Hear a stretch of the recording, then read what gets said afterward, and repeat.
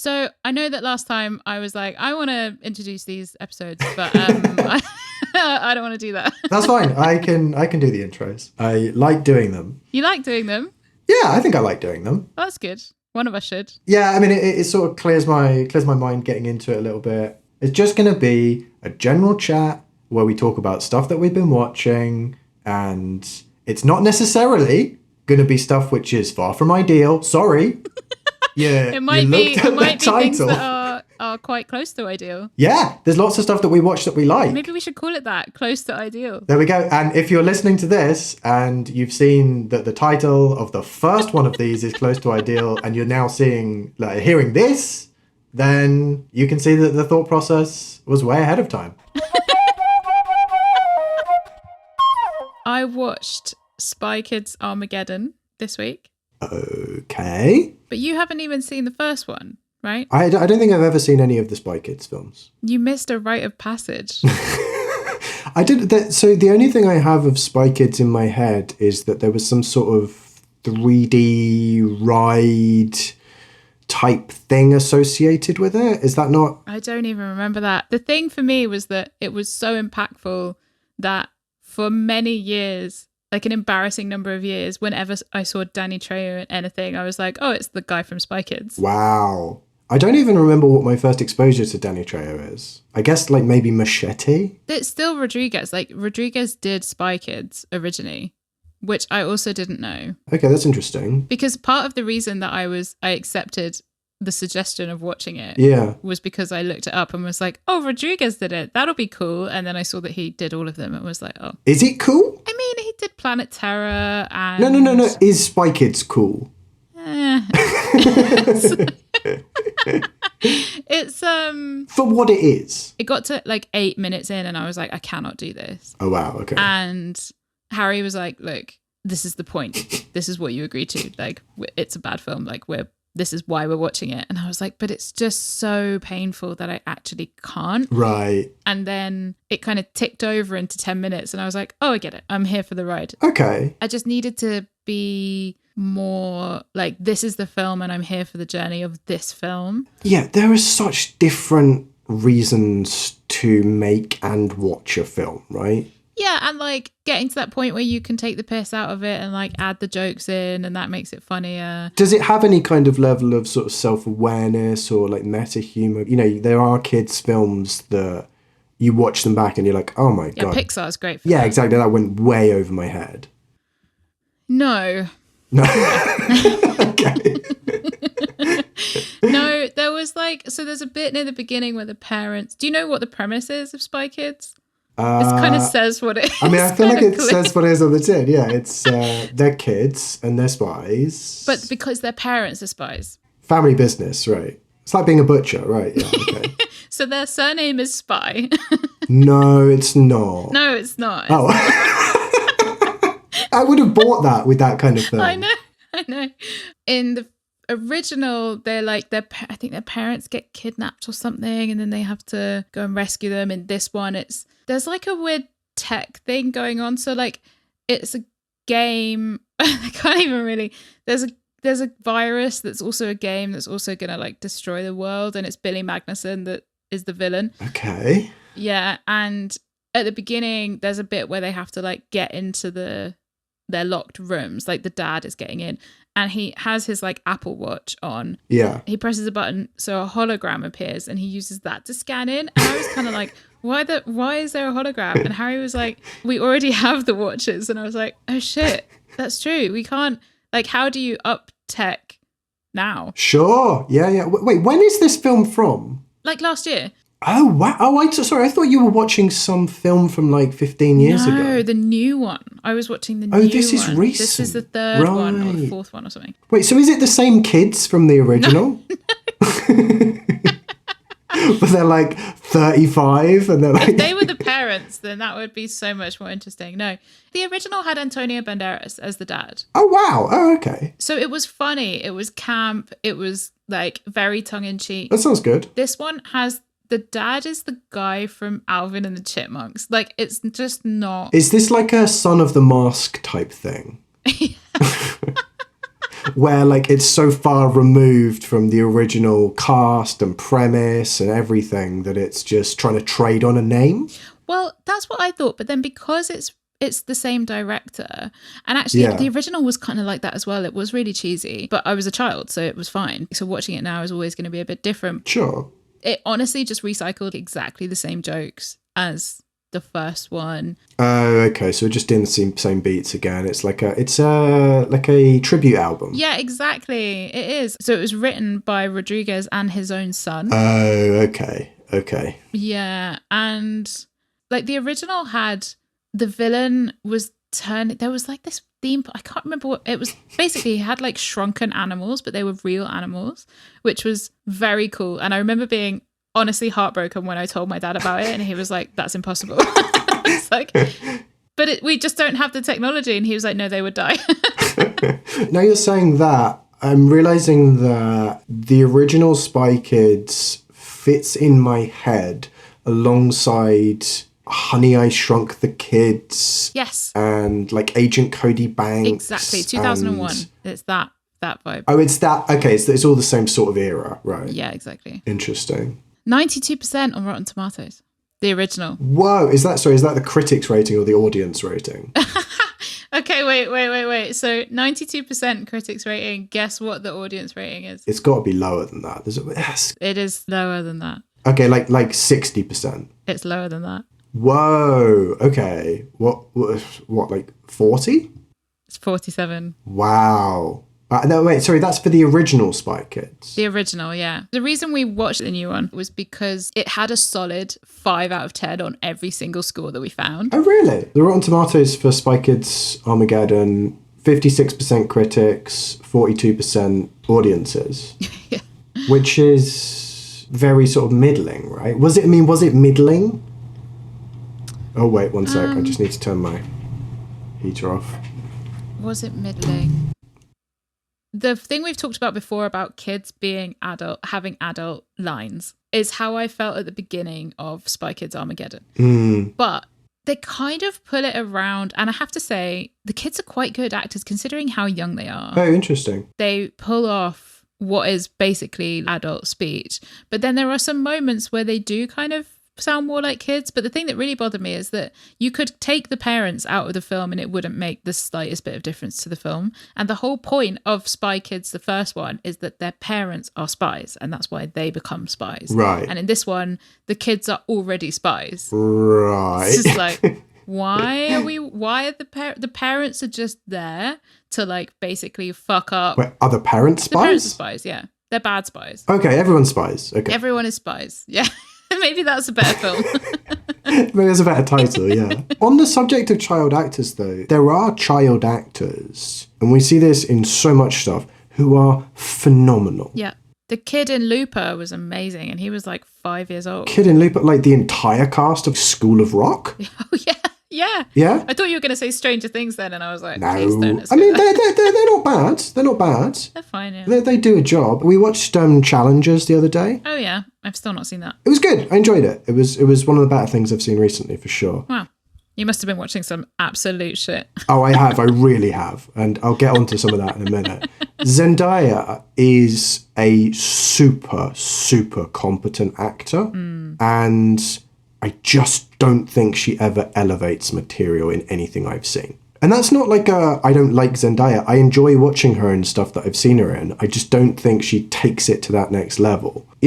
So we watched something, this is, something bad that I've watched recently. We watched this new Christmas film with Jack Black called... Oh, Dear Santa. Dear Santa, where it's this kid that's misspelt Santa as Satan, and so Jack Black appears as the devil, but he's Santa devil, like he's pretending to be Santa. Excellent. And the child actor in that. There's a sequence later on in the film where he gets given the opportunity to be a dick to people. Mm-hmm. And he's actually not bad in that segment. He's kind of funny.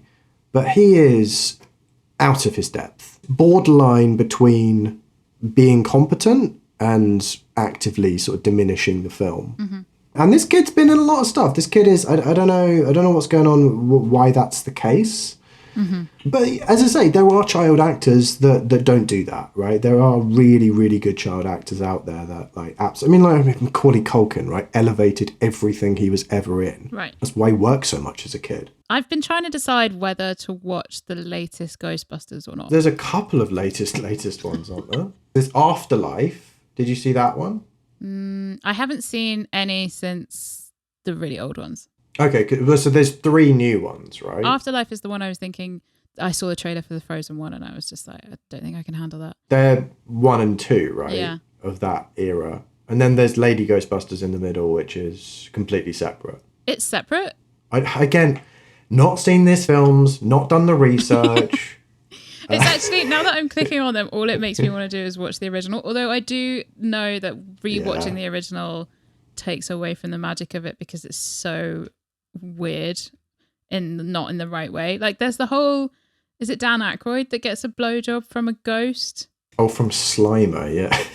No, it's from the ghost in the white, she's in like a white dress. Well, oh, yes. Yeah. It would be funnier if he got a blowjob from Slimer, but yeah. It would be much funnier. Yeah. But that's not what they do. No. I don't think I've rewatched them properly as an adult, and so I don't really remember the blowjob scene as much as I remember like the general sense of magic.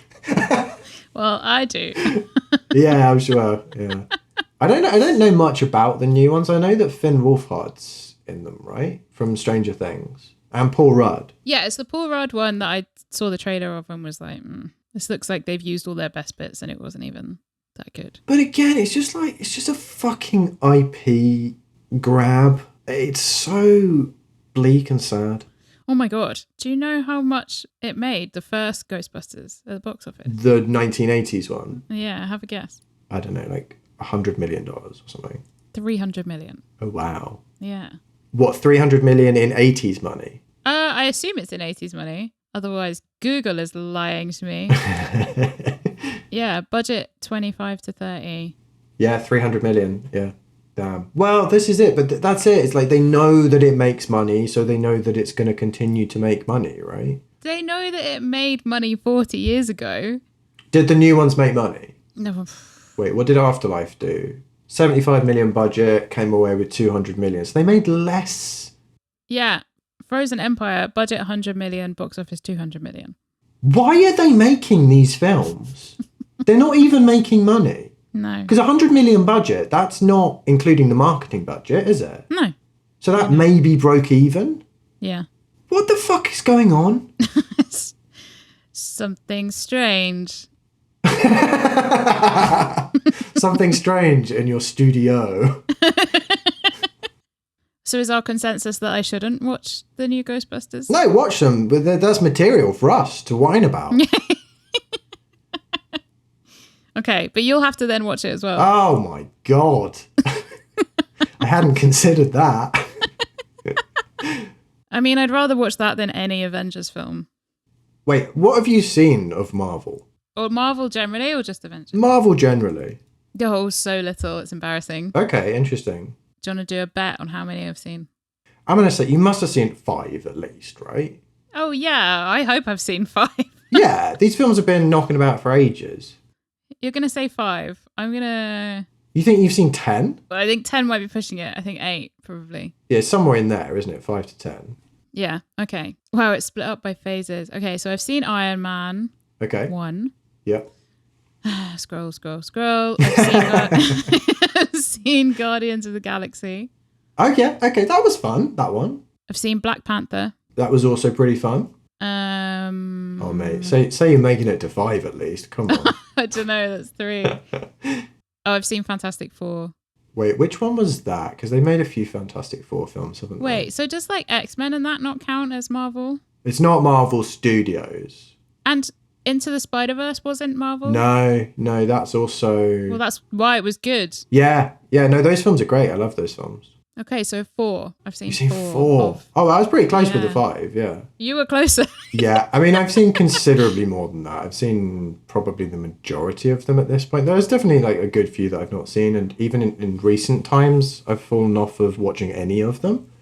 I really thought there were more included in these. Like, I thought other Spider-Man ones would be in here. No, because it's all been a rights issue, right, for a long time with Spider-Man, Okay. because they had, maybe that's what I'm thinking of with Sony, that they had those Tobey Maguire films. Yeah. As you saw, first Marvel Studios film was Iron Man. Yeah, which was really surprising because I don't think of that as, I think of much earlier Marvel. I mean, obviously they formed Marvel Studios at that point in time to start making these films. And then that was big success, so they were able to use that as a launch pad to do other stuff.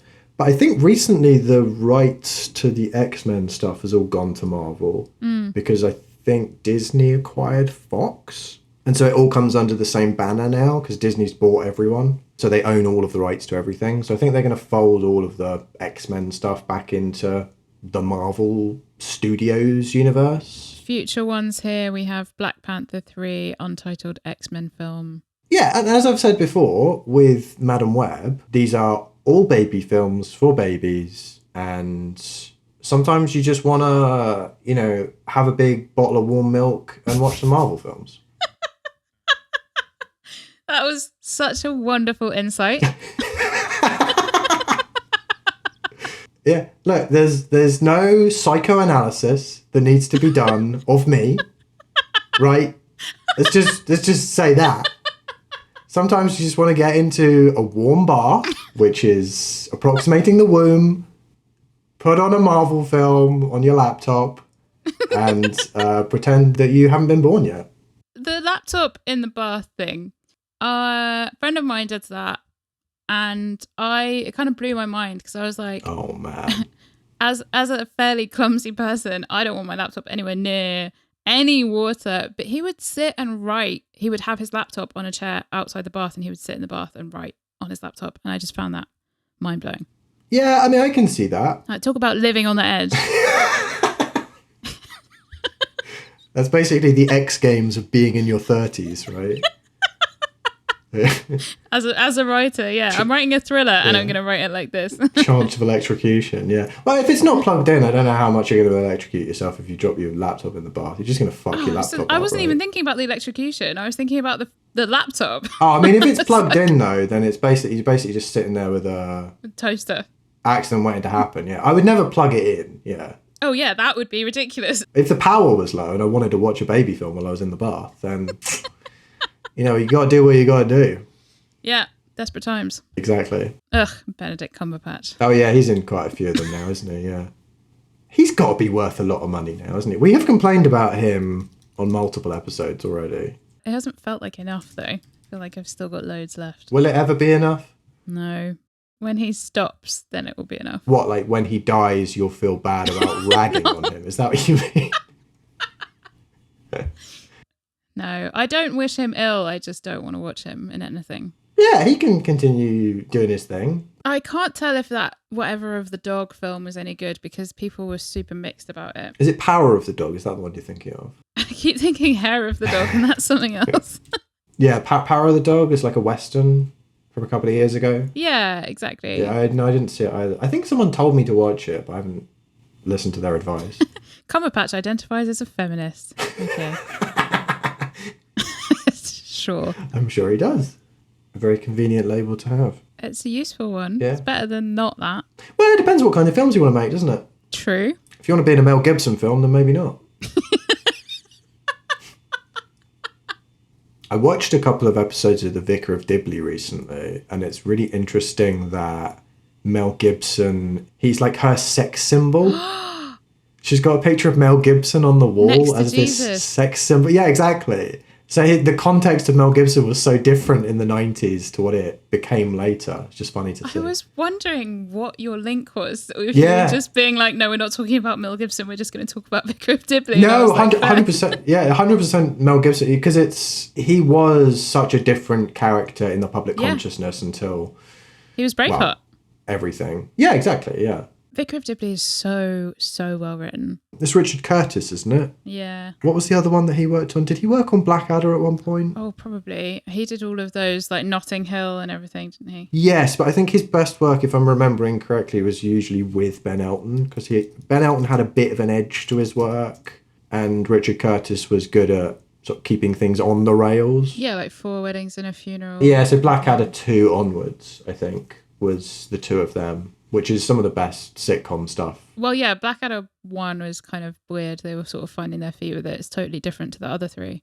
Yeah, so it was written by Richard Curtis and Rowan Atkinson for season 1. Ah, yeah. And then Ben Elton came on in season 2 and fixed it, basically. The end of Blackadder 4, do you remember it? Did you watch that in history classes? No.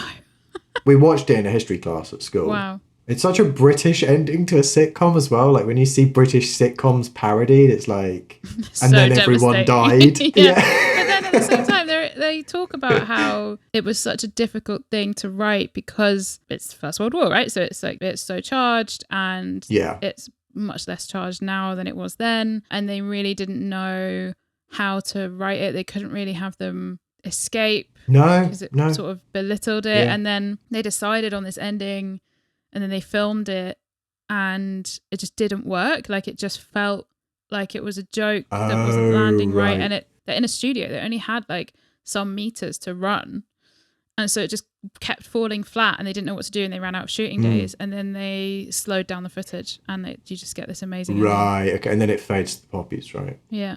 I rewatched Blackadder back and forth recently. Oh yeah, I was never as keen on that. It was an interesting context because I saw it at the Millennium Dome. I was like 10 years old. Oh, okay. I was looking it up because we were doing something for work about it. And there was this whole battle between Sky and BBC about who could air it after. Because Sky had paid for it or a lot of it and were like, it's ours. Or it was Sky that sponsored the Millennium Dome. It was something like that where they felt like they had the rights to it. Okay. And BBC were basically like, we started it. Yeah. Blackadder is BBC. It's on us first. So I think it ended up being both, but staggered. And that's where he's a time traveler going between periods? Yeah, so he's having like a New Year's party. Yes. And he's built a time machine and nobody believes him. And so they send him back to get all these objects like Shakespeare's pen, things like that. But then by doing it, he keeps taking the objects that then change history. So then he comes back and it's like everything's changed. Butterfly Effect stuff. Yeah. Did you see that film? Butterfly Effect? The Ashton Kutcher one. Yeah. Probably, but Ashton Kutcher kind of blends into Josh Hartnett and then I forget which which films were which, because 40 Days and 40 Nights was Josh Hartnett, wasn't it? Or was that Ashton Kutcher? Now you're saying it, they're not two people I've ever like confused in my head particularly, but they're very similar, right? With that, yeah, they are. Yeah, Josh Hartnett, 40 Days and 40 Nights. He's not bad though, is he, Josh Hartnett? No, is Ashton Kutcher? Josh Hartnett is a better actor than Ashton Kutcher. Oh. Ashton Kutcher has a mode that he does. No, Josh Hartnett is a good actor. Yeah. He's really good in Lucky Number 7. I mean, he's in Trap, which I hated, but I didn't hate him in it. He's very fun to watch. I like watching him in anything he's in. To be fair, I mean, Ashton Kutcher has that to an extent as well, so I can kind of see it. And have I seen Butterfly Effect? Oh, I mean, I think so. It's such a weird film to think about now I'm saying it because it's so 2000s. Yeah. I'm sure this isn't the case, but I can just imagine Limp Bizkit playing throughout that film. And everyone wearing baggy trousers and yeah, I mean he's basically wearing eyeliner in it, so right, yeah. Critical reception for the Butterfly Effect was generally poor. What a surprise. And obviously there are so many films that did a Butterfly Effect storyline. Yeah, it's chaos theory, isn't it? Yeah, one of the best ones that I've seen is Mr. Nobody. Oh, I didn't see that one. So it is Jared Leto. Okay. So, but it is really good. It's hyper stylized and each of the time threads has its own color palette. Oh, okay. That's fun. And there are basically 3 main threads. He's like, I think he's 10 years old and he has a choice. Right, and it's all of these different choices. They're really layered together and it's got some kind of Inception style, not narrative, but the world, in Inception when they go to that like dream world where they're creating all these buildings and stuff. The Inception when they go to the dream world, that does not narrow it down. that part of Inception, yeah. The bit where they're really old. Yeah. It's got like a similar jump forward. There's like far in the future. So it's kind of a Princess Bride style telling the story and then we keep jumping back to the different parts of the story. Right, okay. But it somehow does really hold a coherent narrative. It's got Rhys Ifans in it as well. Oh, yeah? Yeah, it's a good cast. And Jared Leto. He's an interesting character, Jared Leto. He probably goes back to being one of those people that we've talked about before that don't really elevate material. Like, I don't think he takes me out of anything that I've seen him in necessarily. Mr. Nobody is the only thing that I've seen him in where I was like, wow, he's really, really good in it, because he's playing so many different versions of himself. Right, okay. That ego as part of his persona outside of acting creates kind of a sour taste when you see him in stuff, right? Yeah. I think the thing that always sticks with Jared Leto is he was the guy that 2 months into lockdown came out of rehab or something and was like, what? What, like 28 days later? Yeah, literally came out and didn't know that it was a pandemic. It was on a silent retreat or something. I can't imagine him wearing a hospital gown, walking around the streets of New York that are just completely empty, just confused, with his hair blowing in the wind. His long, long hair. Wow, what another great episode of Close to Ideal. You listen back to yourself and you're like, wow, I'm really good at this. I really know what I'm talking about. I came in with research and I'm impressed.